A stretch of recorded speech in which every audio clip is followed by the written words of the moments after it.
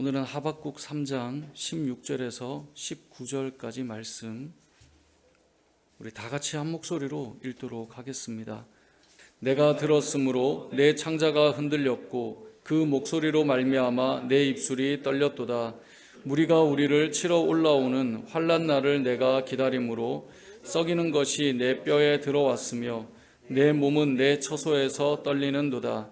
비록 무화과 나무가 무성하지 못하며 포도나무에 열매가 없으며 감람나무에 소출이 없으며 밭에 먹을 것이 없으며 우리의 양이 없으며 외양간에 소가 없을지라도 나는 여호와로 말미암아 즐거워하며 나의 구원의 하나님으로 말미암아 기뻐하리로다.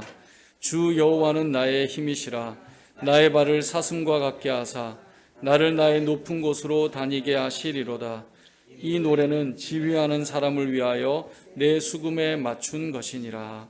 아멘. 오늘은 감사라는 제목으로 하나님 말씀 증거하겠습니다.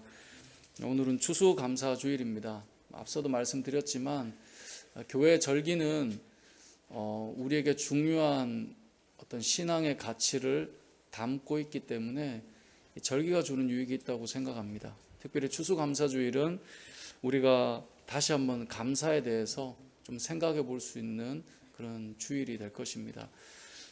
사실 이 코로나 시대의 추수감사주일은 조금 매치가 안 될 수도 있습니다. 왜냐하면 추수감사주일이라고 하는 그 의미 자체가 추수를 하고 이 결실하고 열매를 수확한 것에 대해서 감사하며 하나님 앞에 나아가야 되는 예배인데, 사실 올 한 해 아니 작년부터 너무 많이 어렵고 이게 우리나라뿐만 아니라 전 세계적으로 뭔가 결실에 대한 풍성함보다는 좀 움츠러들어 있고 소극적이고 뭔가 감사할 수 있는 조건들이 너무나 많이 없어진 그런 상태를 사실 우리는 지나고 있습니다. 그리고 이렇게 모여서 예배 드리는 것도 이제 우리도 최근에 이제 모여서 예배를 드렸기 때문에 뭔가 쭉 이어오면서 막 감사주의를 보내고 이런 느낌은 아니잖아요. 근데 그러한 시간을 우리가 보내고 있기 때문에 추수감사주의를 지킨다라고 하는 것이 조금 어색할 수도 있고 뭔가 좀 연결이 안 될 수도 있다라고 하는 시기 속에 이제 우리는 추수감사주의를 맞이했습니다. 그런데 이러한 때에도 여전히 성도들은 하나님 앞에 감사하는 사람이다라는 생각을 해보고, 이러한 시기 속에 가장 좀 적절한 본문은 무엇일까라고 생각을 하다가 이제 우리가 잘 알지만 이 하박국 3장 말씀을 좀 보게 되었습니다.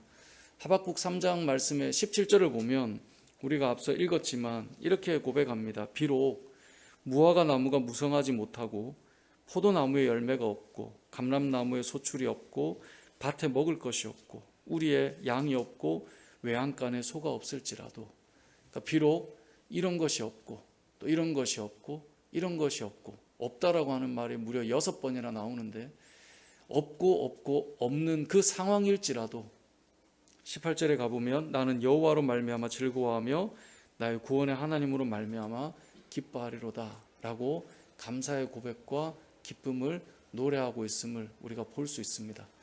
우리는 흔히 생각합니다. 이것을 주셔서 감사하고 이렇게 해주셔서 감사합니다. 이게 익숙하지만 오늘 본문은 이것도 없고 이것도 없습니다. 그런데 하나님으로 말미암아 저는 감사합니다. 이 고백을 하고 있는 것입니다. 왜 이렇게 황폐하고 결실이 없는 것일까요? 16절을 보니까 소식을 들었어요. 내가 들었으므로 내 창자가 흔들렸고 그 목소리를 말미암아 내 입술이 떨렸고 또 무리가 우리를 치러 올라오는 환난 날을 내가 기다리고 있다. 그러니까 지금 이 소식을 들은 게 어떤 소식이냐면 하박국 2장에 나오는데 바벨론이 이스라엘을 침공해서 이제 완전히 전멸당하고 황폐한 땅이 되고 말 것이다. 이것을 소식을 들은 것입니다. 아직 이루어지진 않았습니다. 하지만 나라가 무너진다라고 하는 이 소식을 들었을 때 그의 가슴이 너무나 슬프고 마음이 찢어지고 무너지는 것 같고, 그리고 그 환난 날을 그 떨림으로 기다리고 있는 상태입니다. 그때가 되면 아무것도 없어질 것입니다. 그 상황을 지금 고백하고 있는 것이죠. 자, 그러한 상황이 됨에도 불구하고 하나님 앞에 뭐라고 고백하고 있냐면 비록 이러이러한 것이 없을지라도 저는 하나님 앞에 즐거워하고 기뻐하며 감사의 노래를 부를 것입니다. 이렇게 고백하고 있는 것입니다. 이유가 무엇입니까? 18절을 보니까 여호와로 말미암아 나의 구원의 하나님으로 말미암아 하나님의 구원하심으로 인하여서 그것만으로 충분히 감사할 고백이 된다라고 말씀하고 있는 것입니다. 그래서 성도는 구원의 하나님으로 인해 감사하는 자들입니다. 세상에 볼 때는 아니 이 시국에 무슨 감사냐 라고 말하는 그 시국에 성도들은 감사하고 있습니다. 소출이 없는데도 감사하고 있습니다. 분명히 쇠약해져 있음에도 불구하고 감사하고 있습니다. 왜 그렇습니까? 구원의 하나님을 경험했기 때문에 그렇다라는 것입니다. 그래서 모든 성도들은 늘 감사하며 살아가는 사람이고요. 하나님 앞에 기뻐하고 즐거워하며 살아갈 수 있는 사람이다라고 하는 것을 성경은 우리에게 말씀하고 있고 실제로 우리 역시 그런 삶을 살아가는 자들입니다. 제가 감사주일이 되면 많이 반복했던 말이 있습니다. 거의 매년 아마 이 말은 했을 텐데요. 사람이 얼마나 행복한가? 사람이 얼마나 행복한가? 그것은 무엇으로 알 수 있느냐? 그 사람의 감사의 깊이에 따라 달라진다라는 겁니다. 그러니까 저 사람이 얼마나 행복한가는 그 사람이 얼마나 감사하며 살아가는가에 달려있다라는 거예요. 이 땅을 살아가면서 저는 이 말에 전적으로 동의하고 살아가는데요. 환경도 중요하지만 사실 감사의 자세가 정말 중요합니다. 행복한 사람들을 보면 늘 감사가 있는 사람이에요. 자, 여러분 가정을 보세요. 저 가정이 얼마나 행복할까? 뭐 여러 이유를 들 수 있지만 쉽게 알 수 있는 게 있습니다. 예를 들어 부부가 서로 감사하고 있으면 그 집은 행복한 집이에요. 뭐 이렇다 저렇다 말 안 해도 알아요. 예를 들어 제가 아내에게 늘 고마운 마음을 가지고 있다. 아내가 저에게 고마운 마음을 표현하고 있다. 당연히 얼마나 그 안에서 행복함을 누릴 수 있겠습니까? 부모가 자녀에게 너가 이렇게 잘 커줘서 너무 고맙다. 이렇게 잘 자라줘서 너무 고맙다. 그러면 그 집은 행복한 집이에요. 자녀가 부모님에게 부모님 너무 감사합니다 라고 말하고 있다면 그 집은 행복한 집이라는 거예요. 저도 집에서 이 농담 반 진담 반 늘 하는 말이 엄마 아빠 잘 만난 줄 알아라. 내가 고맙다 이 말은 잘 안 하고 잘 만난 줄 알아라 그렇게 얘기하는데 사실 자녀가 부모님을 잘 만났다고 생각하면 행복할 수밖에 없어요. 그래서 좀 강요하는 게 있긴 한데 제가 어제도 이제 밤에 늦게 집에 들어갔더니 집에서 이제 딸기잼을 먹으려고 샀더라고요.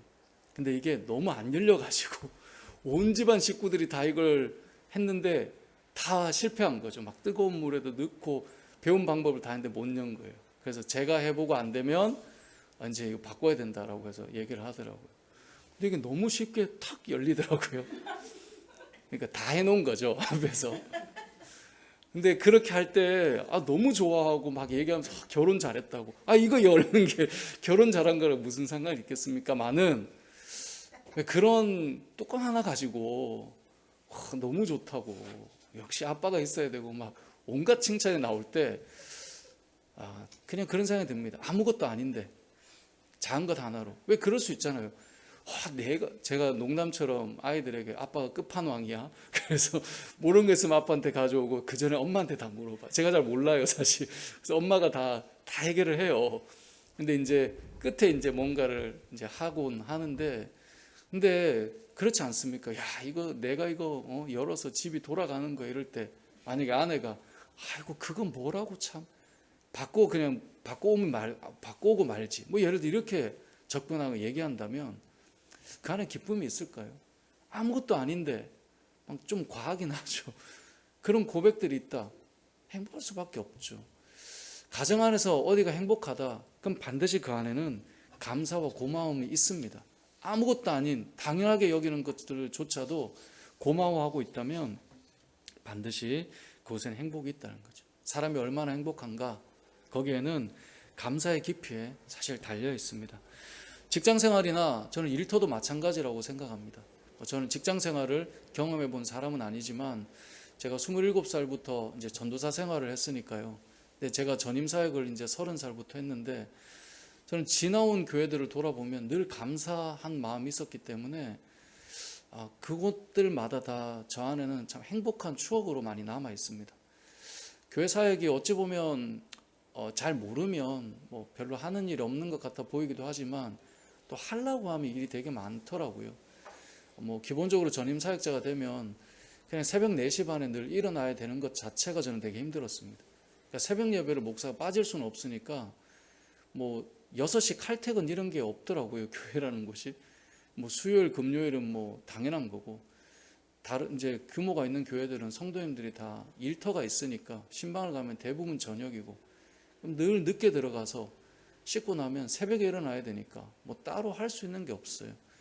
늘 새벽에 일어나야 되고, 그렇게 해서 늘 시간을 보냈기 때문에 사실 되게 고단하기도 했고, 처음에 결혼했을 때 말이 이상 결혼 초기에는 자다가 아내랑 부딪히기만 해도 저는 놀라서 깼던 기억이 나요. 못 일어날까 봐 너무 늘 긴장하고 있는 거예요. 그렇게 시간들을 보냈음에도 돌아보면 교회들마다 전 참 행복했던 시간들이 많이 서려 있어요. 아내와 함께 늘 지나온 교회들을 생각해 보면 감사함이 늘 가득한 그런 이야기를 나누거든요. 생각해 보면 그렇습니다. 감사가 있는 자리다. 그러면 아무리 힘들어도 그게 다 행복한 시간들로 우리에게 남겨져 있는 것입니다. 우리는 늘 환경을 많이 이야기하지만 생각해 보면 우리가 감사하다라고 하는 그 깊이에 따라 그 자리는 행복한 곳으로 바뀔 수밖에 없는 것입니다. 교회도 마찬가지입니다. 교회를 우리가 섬기고 살아갈 때도 그 안에 감사가 있다면 그곳은 행복한 공동체로 바뀌게 될 것입니다. 그래서 우리가 이 땅을 살아가면서 기억해야 될 것은 내가 얼마나 감사하느냐에 따라서 여러분의 삶의 그 행복 지수라고 해야 되나요? 행복도가 높아질 수밖에 없다라는 거죠. 그런 의미에서 오늘 본문은 이제 조금 한 단계 수준 높은 단계입니다. 왜냐하면 없는 중에도 감사해야 되니까. 그렇기 때문에 저는 감사에는 단계가 있다고 생각합니다. 첫 번째는 뭔가 주어졌을 때 감사하는 거예요.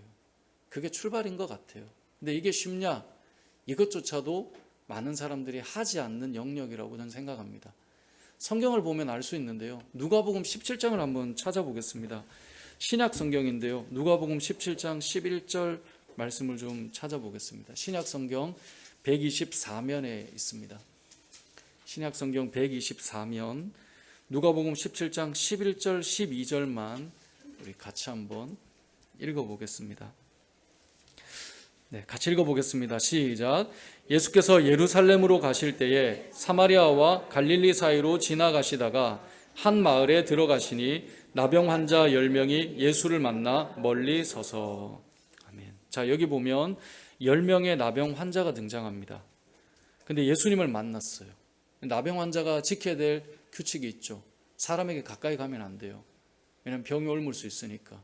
그러니까 이들은 늘 격리되어 있어야 되고 고립되어 있어야 되고 외로운 삶을 살아갈 수밖에 없는 자들입니다. 멀리 서서 예수님께 외칩니다. 13절 소리를 높여 이르되. 외칠 수밖에 없어요. 못 들을 수 있으니까. 그래서 소리를 높여 말합니다. 예수 선생님이요, 우리를 불쌍히 여겨주십시오. 이 불쌍히 여겨달라는 말이 뭡니까? 우리를 좀 고쳐주십시오, 이 말이거든요. 그래서 예수님께서 말씀하세요. 14절에 보면 보시고 이르시되 가서 제사장들에게 너희 몸을 보이라 라고 말씀하셨어요.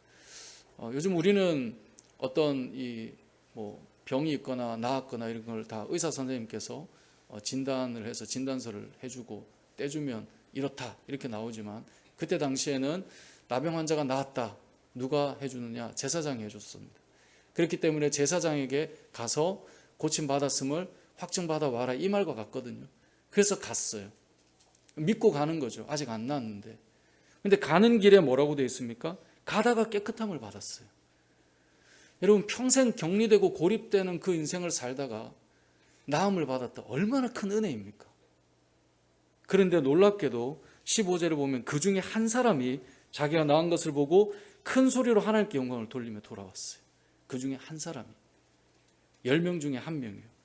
16절에 예수의 발 아래에 엎드려 감사하니 그는 사마리아 사람이라. 한 사람이 감사했다는 거예요. 예수님께서 말씀하세요. 10사람이 다 깨끗함을 받지 않았느냐? 그 9은 어디 있느냐? 18절 이 이방인 외에는 하나님께 영광을 돌리러 돌아온 자가 없느냐 하시고. 10명이 나음을 받았습니다. 이건 분명히 은혜입니다. 그런데 감사합니다라고 돌아와서 고백하는 사람은 한 사람이었습니다. 물론 수치로 말할 수는 없지만 그런 생각을 해봅니다. 세상을 살면서도 우리가 많은 사람들을 만나지만 어떤 일에 대해서 고맙습니다 라고 말하는 사람이 열에 한 명 아닐까라고 생각하면 안 되지만, 그 수치를 말하는 건 아니니까. 그럼에도 그런 생각이 들 정도로 감사가 참 많이 없는 시대를 우리는 살아갑니다. 아니, 이 정도 되면 돌아와야죠. 다 주님 때문에 제가 나왔습니다 말해야 되거든요. 그런데 없어요. 왜 없을까요? 오늘 본문에서 유추해 볼 수 있는 것은, 나은 사람은 누굽니까? 다 나았는데 감사한 사람은 누구죠? 이방인, 사마리아 사람이라고 말해요. 이방인이라고 말해요. 그렇다면 반대로 그렇지 않은 9명은 어떤 사람이겠습니까? 유대인이라고 다 보거든요. 유대인들이 가지고 있는 의식이 뭐냐면 선민사상이에요. 그들은 당연히 하나님의 은혜와 택하심을 받은 존재라고 여겼어요. 어쩌면 이 상황에서도 예수님의 병 고치심은 택한 우리들에게 당연한 일이라고 생각했을지 모릅니다. 반면에 이방인들은 주님의 은혜가 임할 때 늘 어떻게 여겼냐면, 그 병 고침을 받았다, 그걸 특별한 은혜로 여겼어요. 이방인들인 우리에게도 이런 은혜를 베풀어 주시다니. 자, 이게 중요한 기준점이 있는데요, 당연하게 여기느냐 안 하느냐, 이 차이를 우리가 좀 볼 필요가 있습니다. 어떤 사람이 감사하게 살아간다라고 하면 그 사람은 당연하게 여기지 않는 사람이었을 겁니다. 그러니까 감사한 거예요. 왜 우리가 감사하지 않고 불평하거나 원망할까요? 당연하게 여겨서 그래요. 야, 이 정도는 당연한 거 아니야? 라고 하는 기준점 때문에 감사는 기본적으로 없어요. 왜냐하면 당연하니까. 그럼 뭐가 생길까요? 그 기준에 못 미치는 순간 불평과 원망이 생겨요. 우리가 이 땅을 살아가면서 감사가 사라진다. 그렇다면 여러 가지가 있겠지만 그 중에 한 기준은 마땅히 여기는 것입니다. 그러면 감사가 점점 사라져 간다는 사실을 저와 여러분이 기억해야 합니다. 감사가 사라질 뿐만 아니라 불평이 많고 원망이 많은 사람들의 특징은 뭔가를 너무 당연시 여기는 거예요. 그러니까 고마움을 잃어버리는 거죠. 예를 들면 이런 거예요. 아니, 엄마 아빠니까 이래야 되는 거 아니야? 라고 당연시 여기는 것. 그럼 감사할 이유가 없죠. 엄마 아빠는 그래야 되니까. 아니, 회사 직원인데 그래야 되는 거 아니야? 내가 월급 주는데. 만약에 그렇게 여긴다면 직원의 어떤 일함과 수고로움에 고마움이 없죠. 그냥 당연한 거니까. 예를 들어 저 이제 목사니까, 아니, 목사가 그래야 되는 거 당연한 거 아니야? 고마울 일이 없죠. 왜냐면 그 당연한 거니까. 저도 이제 학교 다닐 때 참 좋은 선생님을 많이 만나서 제가 이렇게 돌아보면 고마운 분들이 계시거든요. 근데 만약에 제가, 아니, 선생님이 그래야 되는 거 아니야? 당연히 고마운 게 없죠. 왜냐면 당연하게 하는 거니까. 근데 그게 당연한 것으로 여기지 않는다면 완전히 달라져요. 다 고마운 거예요. 예를 들어 아침에 제가 교회에 나와야 되는데 아내가 밥을 해줘요.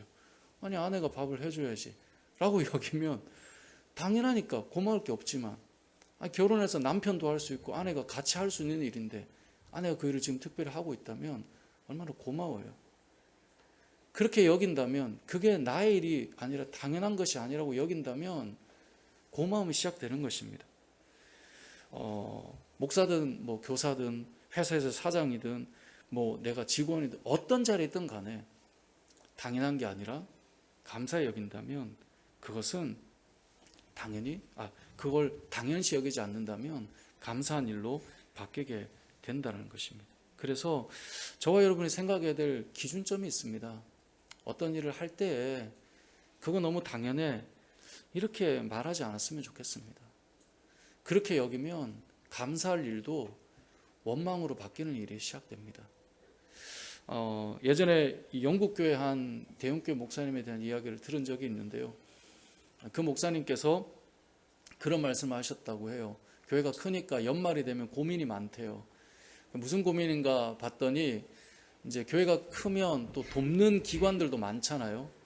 그래서 연말이 되면 좀 후원해 주십시오, 이러한 요청이 많이 들어온다는 거예요. 그럼 어디를 도와야 될까 고민을 참 많이 하신대요. 그래서 늘 고민하고 걱정을 하는데 이분이 어디를 도와야 되나 결정하는 건 상당히 어렵지만 어디는 안 도와도 되는지 결정하는 건 아주 쉽대요. 어디를 안 도와도 되는지를 결정은 아주 쉬운데 거기가 어디냐? 본인이 어렵다 해서 도와주었음에도 불구하고 감사합니다라고 말하지 않으면 여기는 안 도와도 되는 곳이구나 아주 쉽게 결정할 수 있대요. 그러니까 감사하다는 말은 분명히 도움이 필요했던 것이고 그렇지 않다는 것은 잘 돕지 않아도 된다라고 결정하는 중요한 기준이 된다는 거예요. 그러면서 이분이 이제 이어서 했던 말이 하나님께도 동일하다는 말을 하시더라고요. 우리가 세상에서도 감사합니다가 없는 사람이라면 굳이 도울 이유가 없는데 이게 영적으로 봤을 때 하나님께도 마찬가지라는 거예요.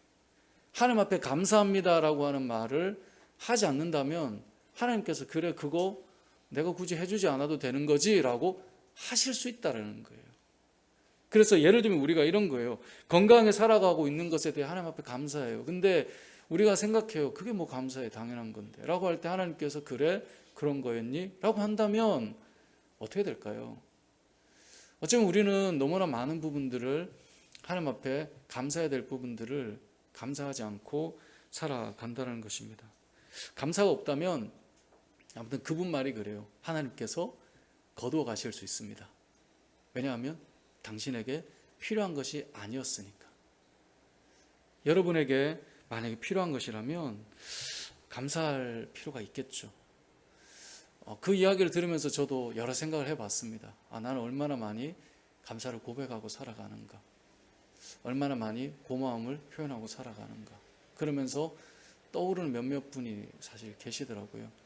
목회자기 때문에 또 어려움을 알기 때문에 이제 외부에서 저를 좀 섬겨주셨던 그런 몇몇 어떤 분들이나 또 교회나 제가 얼마나 잘 표현했는가, 오늘 예배 드리고 내가 해야 될 일이 있겠구나.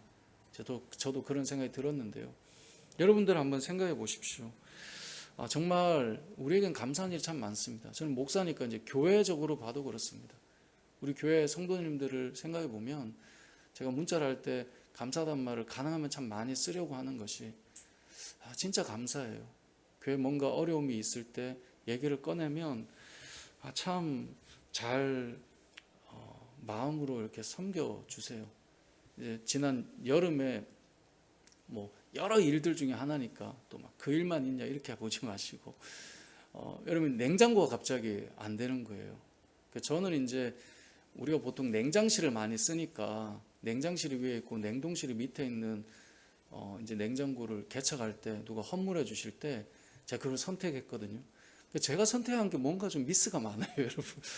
나중에 보니까 고장이 잘 난대요. 냉동실이 밑에 있으면. 이제 뭐 이유는 지금 설명할 수는 없지만 아무튼 그래서 에이스도 한번 받았는데 이번에 또 오셨어요. 근데 뭐를 이제 고쳐야 되는데 그 안에 있는 그게 비용이 너무 비싸더라고요. 근데 이분도 이제 교회가 개척교회인 걸 아시니까 출장비도 안 받으시고 무슨 얘기를 하셨냐면 고치면 금액이 이만큼 들기 때문에 본인은 사는 걸 추천한다고 말하면서 그냥 출장비 안 받을 테니 잘 결정하세요 하십시오 이렇게 해서 가셨어요. 근데 고민이 되는 거예요. 왜냐하면 교회는 사실 목사님 제가 한 사람이 뭔가 결정하는 것도 아니고 또 이왕이면 고쳐 쓰는 게 더 좋을 수도 있는 것이고 그냥 집 같으면 편하게 뭘 결정할 수 있지만 그렇지는 않잖아요. 그래서 사정이 이러이러합니다라고 했더니 이제 그분께서 그런 얘기 하시더라고요. 목사님 그거 제가 할게요 라고 말씀을 하시더라고요. 그래서 저는 그게 너무 사실 감사했어요. 여러 이야기들 없이 그냥 잘 섬겨주셔서. 근데 하나의 예예요. 뭐 교회 자주 쓰는 건 고장도 나죠. 뭐 프린터기가 고장 났다 뭐 이런저런 얘기하면 목사님 또 바꾸시려고 합니까? 이런 얘기 안 하시거든요. 그럼 이러이러하면 참 좋습니다. 얼마나 감사해요. 목사님 그건 제가 할게요. 고쳐놓겠습니다. 교회에 어떤 헌물했던 물품들을 그냥 이렇게 감사주일 동안 쭉 돌아보면 교회 있는 테이블이나 뭐 하나하나들 다 성도님께서 하나님 앞에 기본적으로 다 믿음을 따라 헌금을 하시지만 어떤 일이 있으면 그거 한번 해보겠습니다. 뭐 여러분 여기 꽃꽂이나 과일이나 또 떡을 맞추거나 다 성도님들 마음으로 그거 하나님 앞에 제가 하겠습니다, 이런 거 아닙니까? 돌아보면 너무 감사하죠. 어제도 이렇게 9층을 청소하고 7층에 내려오셔서 또 정리하고 버릴 게 없는지 와서 이렇게 하시고 가시는 모습 보면서 말씀을 준비하면서 그런 생각이 들었습니다. 참 감사하다, 감사하다. 여러분, 교회도 보면 정말 한 사람 한 사람께 사실 이제 교회 어찌됐건 대표는 목사니까 그런 감사한 마음이 있습니다.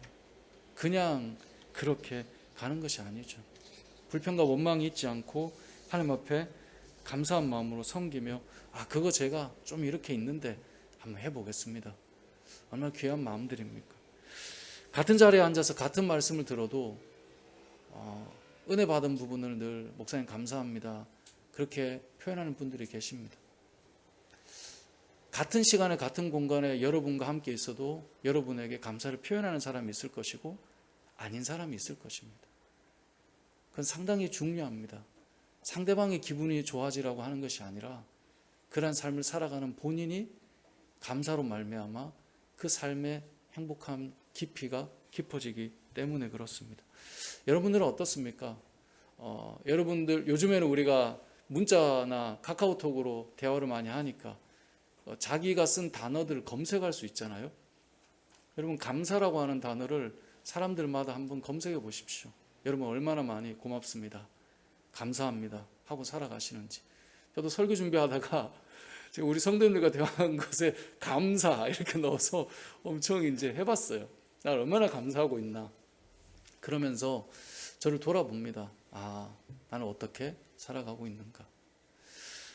오늘 본문의 말씀에는 이제 누가복음 17장을 펴놨으니까 하나님께서는 감사하는 사람에게 특별히 더해주시는 은혜가 있습니다. 특별히 더해주는 은혜를 이 사람은 어떻게 받았습니까? 18절에 보면 이 이방인 외에 하나님께 영광을 돌리러 돌아온 자가 없느냐 하시고 19절 그에게 이르시되 일어나 가라, 내 믿음이 너를 구원하였느니라. 감사한 마음으로 돌아온 이 사람에게 임한 은혜입니다. 감사하는 사람에게는 항상 하나님께서 부어주시는 은혜가 있습니다. 한국 교회를 잘 보십시오. 없고 어려운 시절에 교회는 다 부흥했습니다. 그럼에도 감사했고 주를 위해 살았던 그 놀라운 일들을 통해 이뤄냈습니다. 계산이 많아지고 생각이 많아지면 더 좋아졌느냐? 결코 그렇지 않습니다. 감사가 사라지지 않는 자들에게 하나님께서는 늘 특별한 은혜를 늘 부어주셨습니다. 그건 우리가 부인할 수 없는 간증의 수많은 이야기들이 깔려 있습니다. 우리가 한 만큼 얻는 것이 일상이라면 감사를 심고 하나님 부어주신 열매를 거두는 것은 또 다른 인생입니다. 저는 저와 여러분의 삶이 감사를 심고 주님의 은혜를 이렇게 더해 누리는 삶이 되었으면 좋겠습니다. 그래서 믿음의 선배들은 감사는 축복의 통로라고 이야기를 많이 했습니다. 하나님 앞에 감사하는 것만으로도 하나님은 부어주시는 거예요. 우리에게 허락하신 것들을 당연하게 여기지 않고 감사함으로 고백하기 시작한다면 사람과 사람에서도 감사를 고백하면 달라지는데 하나님 앞에 고백하는 것은 너무나 큰 삶의 이정표가 되는 것입니다. 그래서 이 추수감사주일에 저와 여러분이 먼저는 감사의 내용을 당연시 여기지 않고 감사를 고백하는 것, 감사를 표현하는 것, 그것이 우리의 삶이 되었으면 좋겠습니다. 그런데 하박국 말씀은 좀 다르죠. 어쩌면 지금의 시대와 같이 너무나 없어요. 그런데 그 상황에 감사해요. 근데 이것은 어떤 감사냐면 하나님께서 회복시켜 주실 것에 대한 감사예요. 자, 하박국 3장으로 다시 돌아가 보면 16절에 내가 들었어요. 아직 이루어지지는 않았죠. 그래서 이렇게 될 거예요. 그런데 감사해요. 왜 감사하냐? 18절에 나는 여호와로 말미암아 즐거워하며 나의 구원의 하나님으로 말미암아 기뻐요. 이 구원은 우리의 영혼을 구원함도 있지만 2차적으로 보면 이 무너짐을 회복시켜 주실 하나님으로 말미암아 감사하는 거예요. 이건 뭐냐면 이루어 주실 것에 대한 감사예요. 자, 이 고백은 3장 2절에도 나와요. 하박국 3장 2절에 보면 이렇게 말씀하세요. 우리 같이 한번 하박국 3장 2절을 읽어보겠습니다. 시작. 여호와여, 내가 주께 대한 소문을 듣고 놀랐나이다. 여호와여 주는 주의 일을 이 수년 내에 부응하게 하옵소서. 이 수년 내에 나타내시옵소서. 진노 중에라도 긍휼을 잊지 마옵소서. 아멘. 이 땅의 황무함을 보소서 막 하면서 이 가사 막 멘트 나오고 우리가 많이 들었었잖아요. 그런데 이 말이 뭐냐면 2절에 주께 대한 소문을 듣고 놀랐어요. 이건 2장에 대한 내용이에요.